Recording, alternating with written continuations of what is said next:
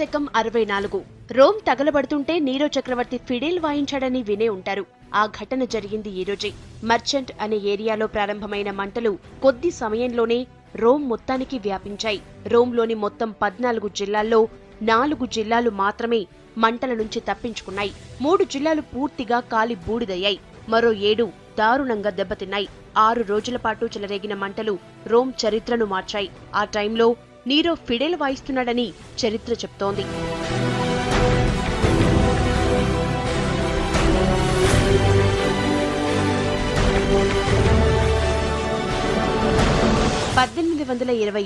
మంగళ్ పాండే సిపాయిల తిరుగుబాటుకు కారణమైన దేశభక్తుడు. మొట్టమొదటి స్వతంత్ర పోరాటానికి నాంది పలికిన యోధుడు. ఉత్తరప్రదేశ్ బల్లాయ్ జిల్లాలో ఆయన పుట్టింది ఈ రోజే. చిన్నప్పటి నుంచి విప్లవ భావాలతో పెరిగిన పాండేకు సైన్యంలో చేరాలని ఆసక్తి. ఆ ఆసక్తితోనే బ్రిటిష్ ఆర్మీలో చేరాడు. హిందువులు పవిత్రంగా భావించే గోమాత నుంచి ముస్లింలు అసహ్యించుకునే పంది నుంచి కొవ్వును తీసి తూటాలకు పూసి వాడించాడు. మరోవైపు భారతీయులను బానిసలుగా చూసేవాళ్లు ఇంగ్లీష్ పాలకులు. దాంతో కసి రగిలిన పాండే బ్రిటిష్ బ్రిగేడియర్ బాగుపై దండెత్తాడు. కాని బాగ్ బతికి బయటపడ్డాడు. పాండే దొరికిపోయాడు, ఉరితీయబడ్డాడు. పాండే పోరాటం స్వతంత్ర పోరాటానికి స్ఫూర్తినిచ్చింది.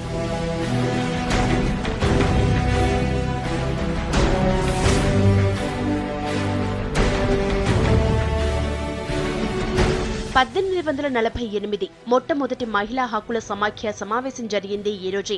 అమెరికాలోని సెనెకా ఫాల్స్ లో జరిగింది సమావేశం. పురుషులతో సమానమైన హక్కులు, ఆర్థిక స్వావలంబన, ఓటు హక్కు, సమానత్వపు హక్కు లాంటి వాటిపై చర్చించారు. సెంటిమెంట్స్ డిక్లరేషన్ పై సంతకాలు చేశారు. ఫిలడెల్ఫియాకు చెందిన ల్యూక్రెటియా మోట్ అధ్యక్షత వహించారు.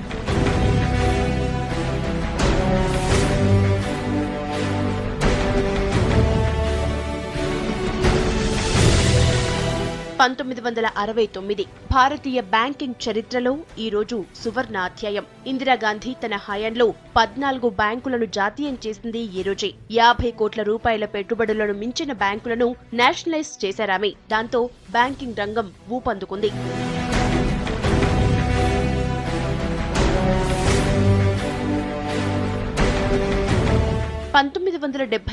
సాగరమాత పార్క్ హిమాలయాల్లో నిర్మించబడ్డ అద్భుతమైన పార్క్. హిమాలయాలను, మౌంట్ ఎవరెస్ట్ ను వేరు చేస్తూ దీన్ని నిర్మించారు. నేపాల్ సరిహద్దులోని సోలుకుంబు జిల్లాలో ఉంటుంది పార్క్. 1979లో యునెస్కో దీన్ని నేచురల్ వరల్డ్ హెరిటేజ్ సైట్ గా గుర్తించింది.